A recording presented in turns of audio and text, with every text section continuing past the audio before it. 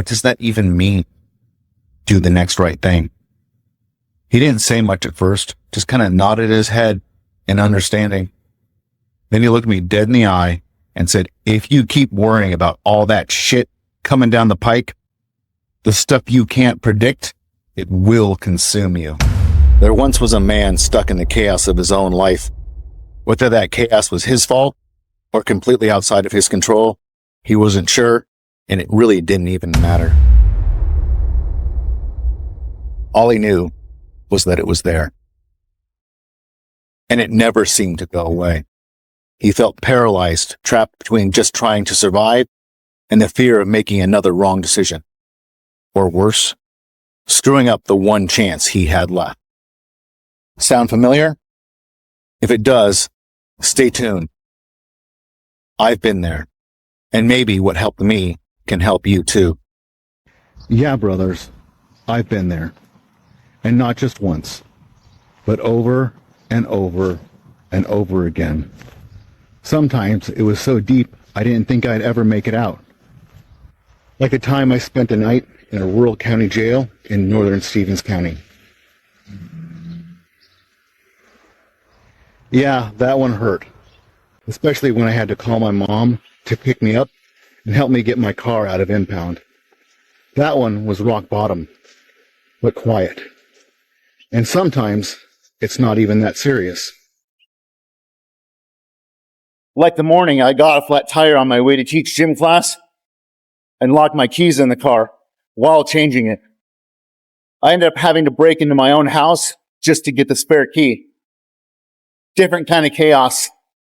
Same shame cycle. Same vibe. Because when your life is loud on the outside, it's even louder in your head. Regardless of the type or severity of the chaos, we all know what it looks like. And sometimes it feels like it all hits at once. Maybe the wife is overwhelmed. Maybe the truck is broke down and the furnace went out. And now your boss wants you to work overtime. Maybe all of that is happening at the same time. You need the extra hours just to cover the unexpected expenses, but your wife needs you at home too. And if you're honest, you need a little peace yourself. But every option feels wrong. You grind, you choose, you push through, but none of it feels right. And with every step, the pit just seems to get deeper and deeper, and you get more and more stuck. When we're in active addiction and just trying to claw our way back to some kind of normal, we face an avalanche. An avalanche of consequences, of endless potential disasters, of impossible choices. All of them feel heavy. All of them feel permanent. And we don't have the tools to handle any of it. So we do what addicts do. We panic about what might happen next year, next month, next week, heck, even tomorrow. And because we don't know how to fix it all, we freeze. Or worse, we go back to what's familiar. Back to the pit, back to the streets, back to the needle, the bottle, whatever our addiction was. It's usually at this point where we face a choice. Freeze like damn deer in the headlights, shrink back like cowards, and let everyone else make the calls and become a spectator in our own lives. Or we can rise up, take action, do something, anything, even if it's not perfect, even if it's not guaranteed to work, because chaos hates progress. It hates movement. And clarity only comes after you move. Trust me, my friends, I was there. I was staring down a divorce, moving to a new town, and signing the papers that would let my kids be adopted by another man. All in the same week. At Christmas time. If anyone had a reason to cope, it was me. And I'll be brutally honest, I didn't handle that one very well. And if you want the full story about that, go find the episode called The Worst Christmas Ever. But it was shortly after that when I finally heard something that brought peace to my soul. I was sitting in an NA meeting, emotionally vomiting my story into the circle. Everything in me felt like I was going to break again. And then, from the corner of the room, I heard a voice say something I'd seen on the wall 100 times at least. "Do the next right thing, brother." It stopped me cold. After the meeting, I found him. He was a quiet older guy. Gray stubble, deep worry lines across his face. He looked like he'd lived 5 lifetimes and buried 3 of them. The kind of man who didn't read wisdom in a book. He bled it from his veins. I walked up to him and said, "What does that even mean? Do the next right thing." He didn't say much at first, just kind of nodded his head in understanding. Then he looked me dead in the eye and said, "If you keep worrying about all that shit coming down the pike, the stuff you can't predict, it will consume you. What your wife did or might do, that's out of your hands. And if you try to control it, you'll be the one spinning out." He paused, looked me in the eye again and said, "I've seen too many guys like you. Hell, I was one of you. Getting stuck in other people's choices, worrying about outcomes that we can't control or even have to face. Every one of them.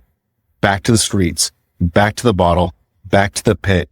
Yeah, that it means me too." That hit me deeper than I expected because I realized I was still trying to fix a future that I didn't even trust myself to walk into. And that's when Psalm 119:105 came to mind. "Your word is a lamp to my feet and a light to my path." Not a spotlight, not a 5-year blueprint, just a lamp. One step at a time. And if you stare too far down the road, you'll trip over what's right in front of you. That's the essence of do the next right thing. It's not dramatic. It's not heroic. It's directional. Do what's right now. Then do it again, and let tomorrow show up when it gets here. Jesus said something similar in Matthew 6. "Do not be anxious, saying, 'What will we eat?' or 'What will we wear?' Your Father knows you need these things. Seek first the kingdom, and all these things will be added to you. Therefore do not be anxious about tomorrow, for tomorrow will be anxious for itself." It was his way of saying, stop trying to live in a future you haven't earned yet. Today has enough weight. Start with what you can carry. I heard it said once that both faith and fear are ways of looking at a future that hasn't even happened yet. So how do we live in faith and not fear? We do the right thing that's right in front of us, regardless of how small it feels. Maybe that means not pressing the snooze button. Maybe it's putting your phone down and talking to the people around you. Maybe it's setting down the bottle, the pill, the needle. Just for now. Whatever it is, you do that thing and you do it again and again and again. Each time you do, you build momentum. And suddenly, that thing that felt like a wall, tomorrow, it might just look like a speed. That court date that you're dreading, it just becomes the next do the right thing that's on your list. No, do the right thing doesn't solve every problem, but it solves the most important thing. The decision you're facing right in front of you, daring you to do the wrong one. So when that decision shows up, look it in the eye and choose what's right. I won't say it's easy, but it is simple. Running a marathon is just one foot in front of the other. The hard part is doing that for 26.2 miles. And that's what do the right thing means.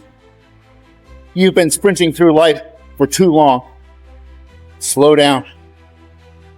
Commit to the long haul. Finish the race.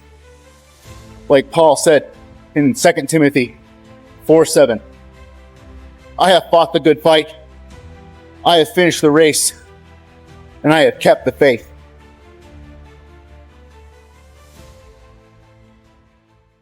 So if you've ever been that guy, stuck in the chaos of your own mind like I was, just do the next right thing. I promise you'll like where it tastes. And while you're at it, do the next right thing. Comment safe in the comments below. I promise you I'll respond personally. And while you're at it, like the video, and subscribe to the channel, because next week we're digging into the parable of the man in the mirror. So if you like this content, please give it a rating, a review, and share it with your friends. Also, if you'd like to learn a little bit more about me and what I'm all about and what I can maybe do for you, check out my website at thedangerousgentleman.org. That's thedangerousgentleman.org. Thank you for listening.